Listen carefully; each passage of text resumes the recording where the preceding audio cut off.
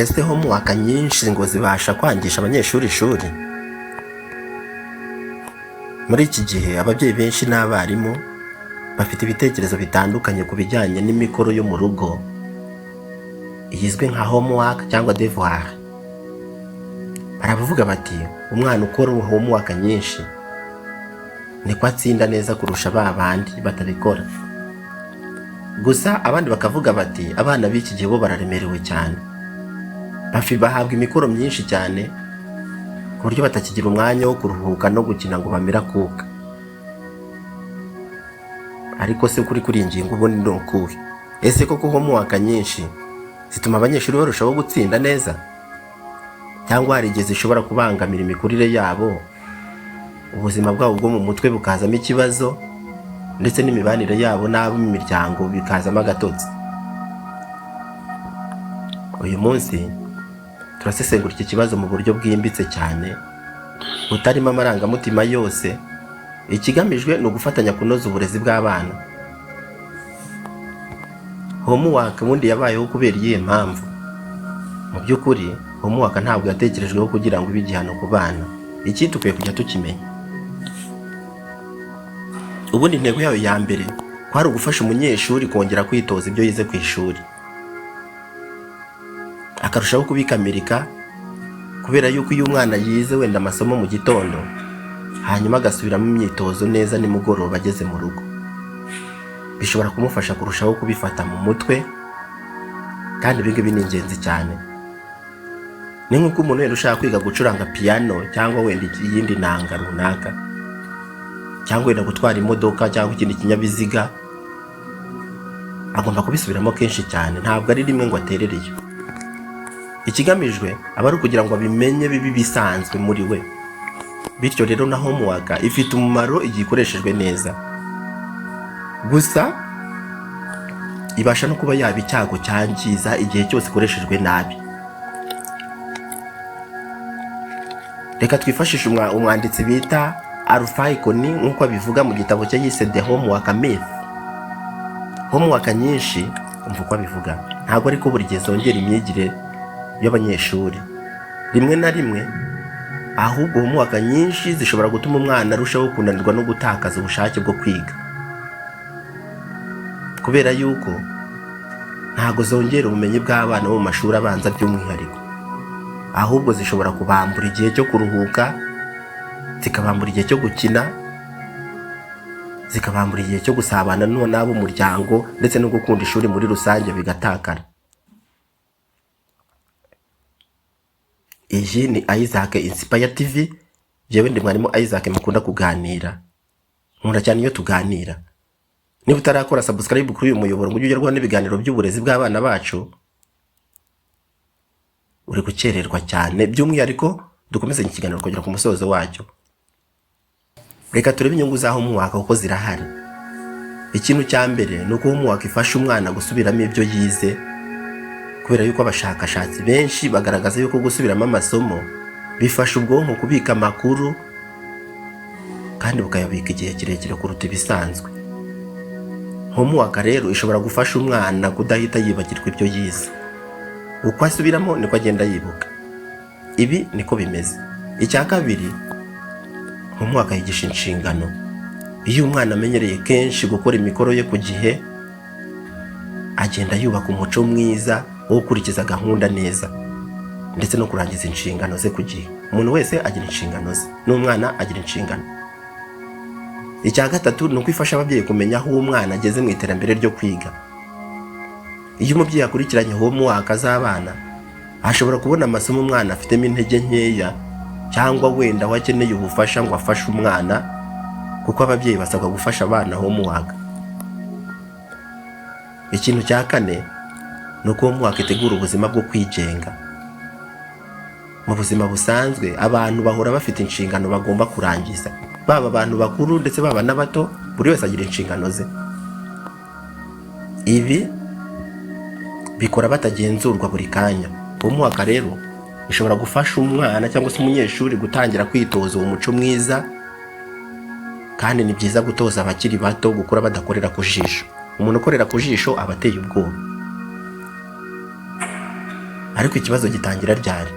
Ikibazo ntabwo ari homework ubwayo, ahubwo ikibazo ni igihe homework zabaye nyinshi. Hari amashuri amwe n'amwe atuma abana bamara amasaha menshi cyane cyane bahanganye n'imikoro bahawe. Ibi bikaba kandi biriwe ku ishuri biga umunsi wose, yego n'ubundi biriwe biga, batanye homework itarangira. Ahangaha niho ikibazo gitangirira. Hari ingaruka za homework nyinshi. Homework nyinshi zitera umunaniro. Tekereza umwana umaze amasaha 8 ku ishuri cyangwa arenga, birashoboka. Agarutse mu rugo arasabwa andi masaha 3 cyangwa 4 yo gukora homework. Ubwonko bw'uyu munyeshuri buba bukeneye kuruhuka nk'abandi bantu. Iyo ibyo bidahari, umunaniro uriyongera cyane ndetse no kubyuka bikagenda nabi. Homework nyinshi, icya kabiri nuko zigabanya igihe cyo gukina. Gukina ntabwo ari uguta umwanya muri rusange, tujye dukwiye kumenya iki kintu, ahubwo ni kimwe mu bintu by'ingenzi cyane bifasha umwana gukura neza. Abanyeshuri benshi bigira byinshi mu mikino. Mu bintu bigira mu mikino harimo iki ngiki: gukorana n'abandi, cyo bita teamwork, gukemura ibibazo, problem solving, guhanga udushya, creativity, ndetse no kwigirira icyizere, self esteem. Ibi bintu mu mikino abana babyigiramo babizi cyangwa batabizi, ni ibintu bita byikora automatically. Iyo homework rero zifasha umwanya wose, ibyo byose tuvuze tumaze kuvuga birahazaharira, ugasanga wa mwana wakwiye kuba afite za values: gukorana n'abandi, gukemura ibibazo, guhanga udushya no kugira icyizere, byatakariye mu kurwana na homework zidashira. Icya gatatu nuko zishobora gutera stress. Hari abanyeshuri benshi batangira kubona ishuri nk'ikintu kibatera ubwoba, cyane cyane iyo bakiri batoya. Aho kubakundisha kwiga, bakabona ishuri nk'ikibazo, kubera yuko imikoro myinshi bakunda guhabwa ku ishuri. Iyo bagezaho rero, buryo byagezaho umwana ahora ahangayitse kubera homework, intego y'uburezi bayatangiye gutakana. Ntago homework nyinshi zisobanuye kurera neza cyangwa se kuzamura urwego rw'imyigire ku munyeshuri. Ikintu cya kane nuko zigabanya igihe cy'umuryango. Abana benshi muri rusange bakeneye kuganira n'ababyeyi babo, bakeneye gusangirira hamwe, bagasengera hamwe nk'itsinda, ndetse no bakaba banagirana ibihe byiza nk'umuryango. Ibi ni ingenzi cyane. Homework nyinshi rero zishobora kubambura ayo mahirwe, bagasigara batibona mu muryango. Icya gatanu nuko zigabanya ibitotsi ku banyeshuri cyangwa se ku bana. Abana benshi iyo baryama batinze kubera homework ni ikibazo. Nyamara ibitotsi ni ingenzi cyane mu mikurire y'ubwonko. Umwana utaryama neza ashobora kugabanuka mu bushobozi bwo kwibuka ndetse no kwiga neza.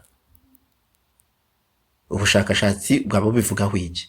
Mu myaka yashize, ubushakashatsi bwinshi bwagaragaje ko homework nyinshi atari ko buri gihe zitanga umusaruro mwiza nk'uko dushobora kubitekereza cyangwa kubyibeshyaho.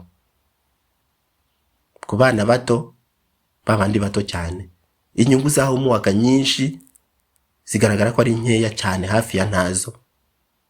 Abahanga benshi basanga igihe umwana afite homework nkeya ariko kandi ikoze neza, bishobora kumufasha kurusha guhabwa impapuro nyinshi cyane zo kuzuza. Ibi ngibi bigatanga umusaruro. Icy'ingenzi ntabwo ari ubwinshi bwa homework. Icy'ingenzi ahubwo ni ubuziranenge bwazo. Homework nziza ubundi kwiye kuba imeze ite? Umva, homework nziza ntabwo igomba gufata amasaha menshi cyane. Igomba kuba ifite intego isobanutse neza, kandi igomba gutuma umwana atekereza aho kumukoresha ibintu byoroshye gusa biraho. Igomba kujyana n'imyaka y'umwana, birumvikana. Wifata umunyeshuri wenda wo mu wa mbere w'amashuri abanza ngo muhe ibibazo by'umunyeshuri wo mu wa gatatu, kubera ko biramuremerera, ubwonko bwe ntabwo buri ku rwego rw'ibyo bintu. Igomba kuba ubundi iyi homework igomba gusigira umwana umwanya wo gukina ndetse no kuruhuka. Ibyo byo ni ngombwa cyane. Umwana udakina, umwana utaruhutse, ubwabyo ikibazo kiba gihari. Kandi buryo uzatinye n'akana kadakina. Hari inama ku babyeyi rero: niba umwana wawe afite homework nyinshi, ganira n'ishuri mu bwubahane no mu bworoherane. Aho gutonganya umwana wawe, gerageza kuganira n'abarimu bamwigisha. Reba niba umwana afite gahunda nziza mu mikorere ye, cyane yuko hari igihe ikibazo burya kiba atari ubwinshi bwa homework, ahubwo wenda ari imikoreshereze mibi y'umwana, ahubwo imikoreshereze y'igihe agakoresha igihe nabi, ngo batekereza ko imikoro yabaye myinshi. Ukwiye kutamukorera homework, aho gufasha umwana kumva ibyo abazwa muri homework yahawe, ariko ntukamukorera akazi kamureba, kuko umuntu wese agira inshingano ze. Mu byo umwana ashinzwe harimo no gukora homework. Ubundi intego ni uko yiga, ntabwo ari uko arangiza impapuro gusa nyinshi. Muha umwanya wo kuruhuka. Ubuzima bw'umwana ntabwo ari amasomo gusa. Ujye utinya umwana udakina. Umwana akeneye gukina, akeneye gusoma ibitabo, akeneye kuganira n'umuryango, ndetse akeneye no kuruhuka. Ese twasatiriye umusozo. None se homework nyinshi zifasha abanyeshuri cyangwa zirabangiza? Igisubizo nuko byose biterwa n'ingano n'uburyo zitangwamo. Ubusanzwe homework zateguwe neza zifasha abanyeshuri kwiga no gukura mu bumenyi, ariko iyo zibaye nyinshi cyane zishobora kumutera umunaniro, stress, ndetse zikaba zanamwambura ibindi bice by'ingenzi cyane by'ubuzima kandi byari ngombwa. Uburezi bwiza ntabwo bupimirwa ku mubare w'impapuro umwana yujuje, hoya, ahubwo uburezi bwiza umva ahantu bupimirwa ku bumenyi, ku mico myiza no ku bushobozi umunyeshuri agenda yubaka, kugira ngo abe umuntu ushoboye kandi ushoboye mu buzima busanzwe bwa buri munsi. Ese mwebwe mutekereza iki kuri iki kibazo? Ese mubona ko homework nyinshi zifasha abanyeshuri, cyangwa hari igihe zibagiraho ingaruka zitari nziza? Ujye mu mwanya wahariwe ibitekerezo, usigemo igitekerezo cyawe kuri iyi ngingo. Reka nsoze mbashimira cyane umwanya mutanga dukurikirana ibiganiro by'uburezi.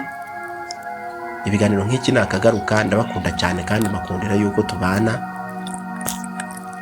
Muhahe murongo.